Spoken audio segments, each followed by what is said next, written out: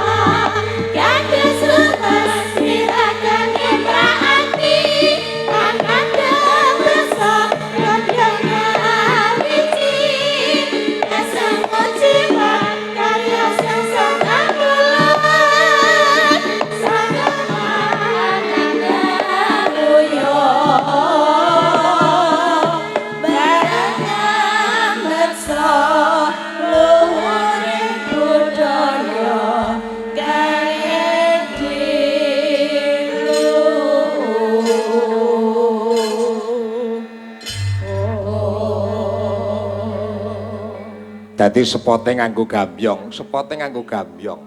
Ora kok sepote musik iki.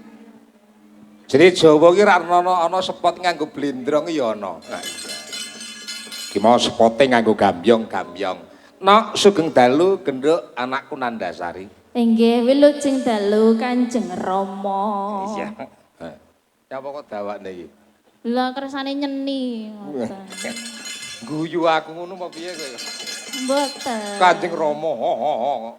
Kersane endah ngoten lho. Oh, ben endah. Nggih. Sampeyan mau rak nampa saka Hongkong. Oh nggih. Sawiran saka Mbak Fitria. Mbak Fitria Eka. Sakmenika nyambut wonten Hongkong. Asline rak Jember. Nggih, Tanggul Jember Rama. Iya. Sing dipundhut apa Cahayu? Ngersakaken ninggal katresna. Oh iya. Diaturke panuwun aku yo matur suwun karo panjenengane Mbak Fitria kang saka Hongkong, ngono. Nggih. Lewat saka YouTube terus panjenengane nyawer maringi Mbak Nanda, ngono. Karo aku. Nggih. Ya. Ora kurang saka pira, Nduk? Tukang jenengan sing nampi. Lho ora sing nomor rak ya kowe wong jenenge transferine nggonmu kok. Nggih. Nggih, pokoke matur sembah nuwun. Aya matur sembah nuwun. Mbak Fitria Eka mugi-mugi rezekine tansah kebak barokah nggih Rama. Teng mriku pinaringan sehat. Dadah karo Mbak Fitria lan kanca-kanca sing ana Hongkong. Muga-muga dongake lancar rezekine ya. Amin ya robbal alamin. Ya coba aturno ya kuwi wujude tembang ninggal katresnan. Nggih.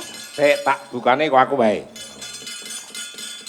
Nangis sajroning atiku nalika sliramu ninggalaku apa sliramu ra krasa aku kudu sambat karo sapa yo tak suwun rena lan wengi Regalono. Gusti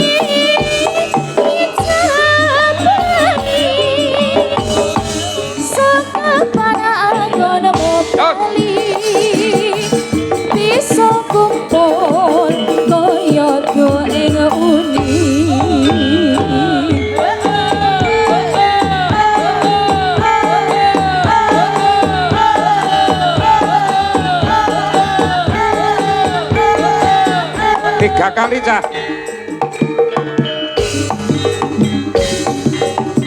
Kaunono wisanana tak anteni ing bojo ing tresna kalau mongko bebasane mongko katon sliramu ojo lali bawelingku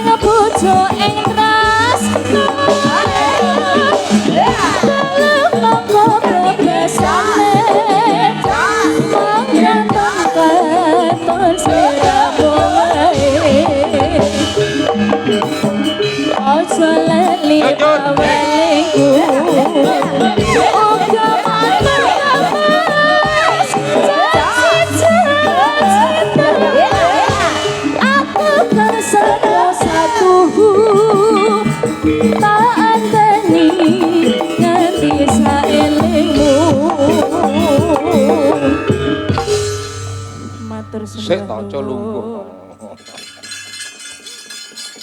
Cuma meninggal katresnan pundutane Mbak Fitria Kang Soto. Saiki diaturke kagem warga masyarakat Pecuk. Ngono. Kowe milih langgam apa tembang sing diringi karo musik. Sing apik kuwi nembang payung katresnan lho. Rembulan Kasmaran. Ngono. Oh nggih niku abot Rama. Apa? Abot. Abote piye? Nggih niki kan nembe mengkis-mengkis dadi sing pisan nek horeg ngoten lho Rama. Ora tegese nek rembulan Kasmaran piye cocok ora? Mboten. Sing cocok apa? Sing cocok nggih sing rame ngoten. Oh, contohnya apa? Jaranan. Apa? Jaranan. Jaranan apa? Ongkek kanan kiri. Oh iya. Ya. Bojane iki tembangmu kudune nganggo pakeme iki rembulan Kasmaran ning kowe ngongkek kanan kiri ya kenapa kok? Dianterke. Niku saestu mo. Lho, lha apa sirmu kok? Lintune mawon sing aman-aman ngoten lho mau. Apa? Sing penak-penak memanik mawon memanik. Iya, kenal. Manut aku. Mong. Kaya nadane cah belajar. Mbok pilih Pakmu Anam ngersakaken tembang sumangga Pakmu Anam. Nggih to, Mo? Bapak Lurah asmane Pakmu Anam nggih. Ya. Nggih. Mong. Mu Anam ingkang pundi sakmenika? Oh nggih. Ngersakaken tembang menapa Bapak? Mboten mawon, mboten nek kula suwuni sangu. Mboten berarti bebas mawon nggih. Memanik pripun sekecon napa mboten Bapak? Nggih. Mbah Mok Anam aja kok ngono niku. Lha napa? Piyayi Wibowo lho. Oh Piyayi Wibowo nggih. Memanik ya diaturke. Memanik nggih. Menawa panjenengane Bapak Mok Anam memanike Piyayi Pecuk. Nah. Nggih. Ya, diaturke kaya ngapa? Mung sliramu kang dadi manik ing kalbu. Mung sliramu kang dadi manik ing kalbu pindha ratna kang katon malelo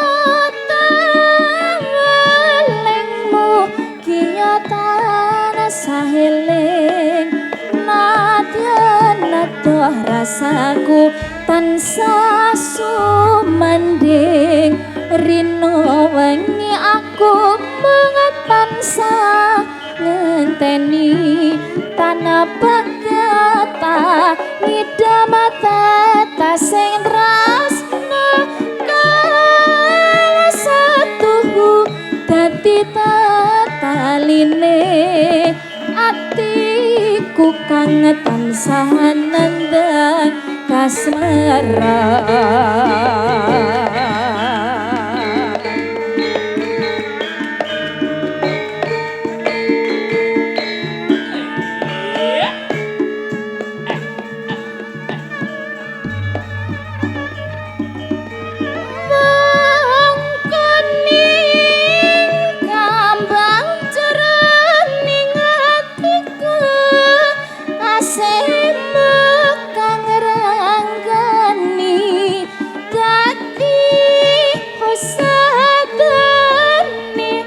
Aku kan nandang pronto lilanana jaket mringes liramu tansah gandeng rintek kaya mimin tuno.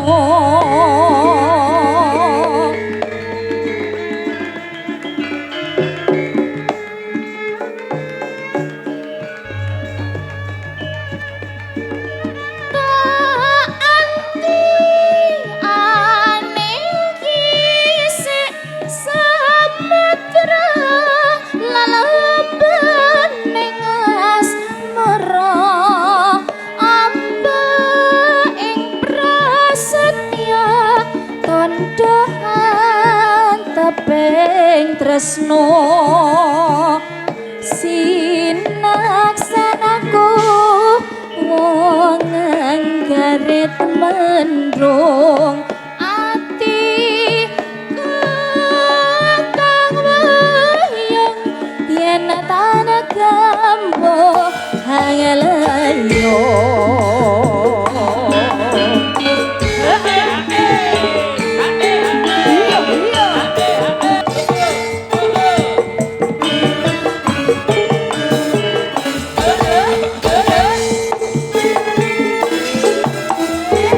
Matur suwun. Wis diaturke pundutan tembang manik ya yang ora apa